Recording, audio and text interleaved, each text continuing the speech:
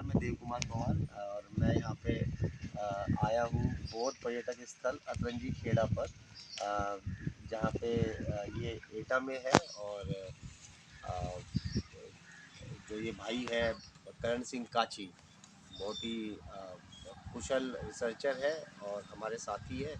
तो ये अपनी बात रखेंगे इस मुद्दे पे। जी करण सिंह। सभी किसान भाइयों को राम राम। मैं बात रखूंगा अपने क्षेत्रीय मुद्दे पर।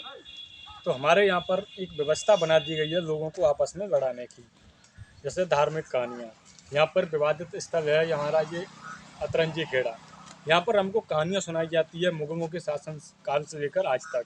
कभी कहानी सुनाई जाती है कि सम्राट अशोक के शासन काल से लेकर आज तक।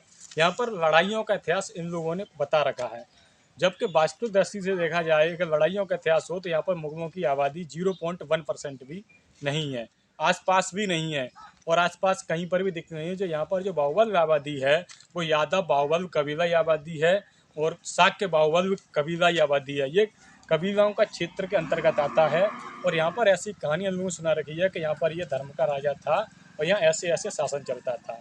और उन्होंने यहाँ पर फर्जी लड़ाई का ये इतिहास बना रखा है यहाँ पर कि यहाँ पर एक कि मुगलों के समय में एक राजा हुआ, उसका एक सेनापति यहाँ पर मारा गया, उसका यह मजार स्थल इस जगह पर बना रखा है ताकि यह जगह हमेशा के लिए विवादित बनी रहे और लोगों के ऊपर ऐसा इतिहास गुलामी का चेप दिया जाए कि आपके पुरखे यहाँ पर मारे गए और हम इनकी पूजा करते रहें। और यहाँ पर लोग काफ़ी लोग यहाँ पूजा भी करते हैं क्योंकि वो इतिहास जानते नहीं, क्योंकि इतिहास को अंग्रेजों ने इस देश में तैयार किया गया था। जैसे यहाँ कहानियाँ सुनाई गई वैसे लोग यहाँ पूछते चले आ रहे हैं।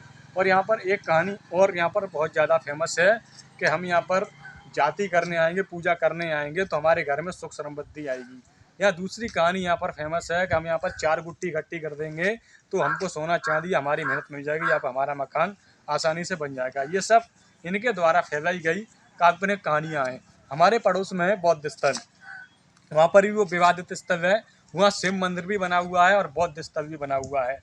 ये दोनों स्थल यहाँ पर बने हुए हैं, यह पूर्ण रूप से विवादित हैं दोनों के लिंग है और ये दोनों के ही लिंग हैं, एक जैसे लिंग हैं। और यहाँ पर लड़ाने का षड्यंत्र यह है कि किसान बिरादरियों को या तो हिंदू बनाकर लड़ाया जाए या फिर बुद्धिस्ट बनाकर लड़ाया जाए और किसान बिरादरी आपस में लड़कर खत्म हो जाए और इस पर कब्जा धर्म के ठेकेदारों का हो जाए। एक को शिवलिंग बोलते हैं और उस यहाँ जैसे पर को बौद्धलिंग बोलते हैं, एक जगह दोनों ने कब्जा यहाँ कर पर एक को शिवलिंग कहा जाता है और दूसरे को मनोती स्तूप कहा जाता है। उसको सम्राट अशोक के शासनकाल से जोड़ देते हैं और एक को त्रेता युग से ले जाकर यह लोग जोड़ देते हैं। और दोनों धर्मों की यहाँ पर लगभग दुकानें यहाँ पर चल रही हैं, एक जैसी स्ट्रक्चर और एक जैसी स्ट्रक्चर है, उसमें कोई अलग भेदभाव नहीं है। फोटो डालेंगे हम इसके वीडियो के नीचे। इस वीडियो के नीचे हम उसके कुछ फोटो जारी करेंगे।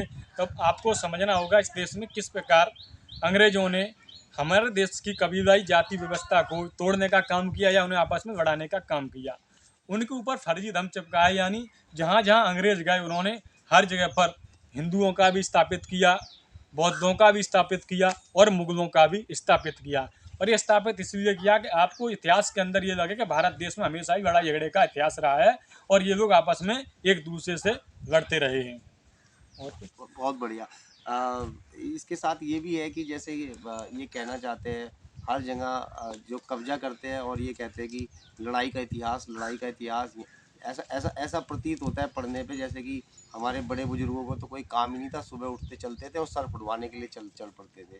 वो कोई भैंस चरा रहा है, ये देखिए, कोई अपनी फसल उगा रहा है, कोई काम कर रहा है, इसका कोई इतिहास ही नहीं है। बस ये कोई आया और एक सुनसान सी आबादी में कहीं भी ज़मीन पे कब्जा कर लिया, कब्जा करने की लड़ाई करी। वहाँ के जो लोकल है उन उन उन उनको उनके 3 या 4 पक्ष बना दिए। एक के साथ हो गया वियतनामी शरणार्थी, एक के साथ हो गया थाईलैंडी शरणार्थी और एक के साथ हो गया इंडोनेशियन शरणार्थी या कोई अन्य भी शरणार्थी जो भी है। तो ये इसी तरीके से यहाँ का एक तो करण सिंह काची ने बहुत अच्छी बात कही, एक तो कबीलों के हौसले गिरा देते हैं कि तो यहाँ पे तुम्हें ख़त्म कर दिया था, तुम्हारे तुम्हारे राजा को हरा दिया था, तुम घुटनों पे आ गए थे और ये हमारा है।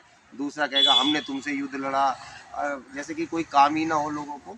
और ये जो स्मृतियाँ है ये लोगों के दिमाग में बिल्कुल नहीं है। मतलब लोगों को है ना फाल पकड़ पकड़ के समझाते हैं अपनी इस नूरा कुश्ती के अंदर कि एक जैसी आकृति, वो इसे बोधलिंगम कह रहे हैं, उसे ही वो कह रहे हैं स्तूप कह रहे हैं, बिल्कुल एक जैसी आकृति है, और तीसरा उसे कुछ और कह रहा है। तो तीनों ने कब्जा कर लिया, तीनों ने अपनी दुकानदारी, आसपास की ज़मीन जो है उनको ये कह दिया कि आप इन्हें बेच नहीं सकते, है ना, ये सरकार की हो गई ज़मीन, या सरकार का इन पे पहला राइट है।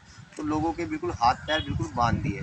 इसके सिवा और जो चीज़ें हैं, जैसे ये कालिंदी नदी है, इसके साथ जैसे ये जा रहा है, तो ये नदियों का इतना प्रदूषण हो चुका है कि आज से 20-30 साल पहले इस पानी को लोग पी सकते थे चलते हुए को, लेकिन आज ये इतना जहरीला हो गया, अगर खेत में भी ये पानी जाता है तो उसमें भी जहर जहर निकलता है ना। डायरेक्ट जो है फैक्ट्रीज काम करती है और सारा पानी नदियों में ऐसे फेंक देते हैं जैसे कि अब कोई इससे कोई फ़र्क ही ना पड़ता हो, है ना। जबकि पूरा लेवल सेट है कि सरकार को फिल्ट्रेशन प्रोसेस का पूरा एक लेवल है, स्टैंडर्ड लेवल है, वो क्यों नहीं फॉलो किए जा रहे। यहाँ वेस्ट यूपी की सारी नदियाँ बेकार हो चुकी है ना।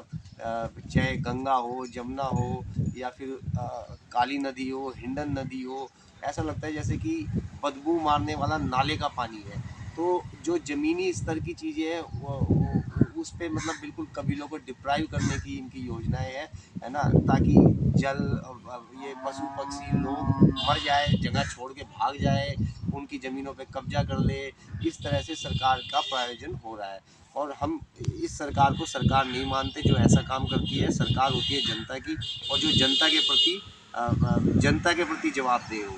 आजकल तो कोई जवाबदेह हो ही नहीं सकता, क्योंकि एक बार वोट ले ली, उसके बाद कह देगा 5 साल तक तुम मेरा कुछ उखाड़ ही नहीं सकते, है ना। ऊपर से सरकारी डिपार्टमेंट है जो लोगों को डंडे से आके जा रहा है, कहीं पे भी धारा 144 लगा दे, पेलो लोगों को।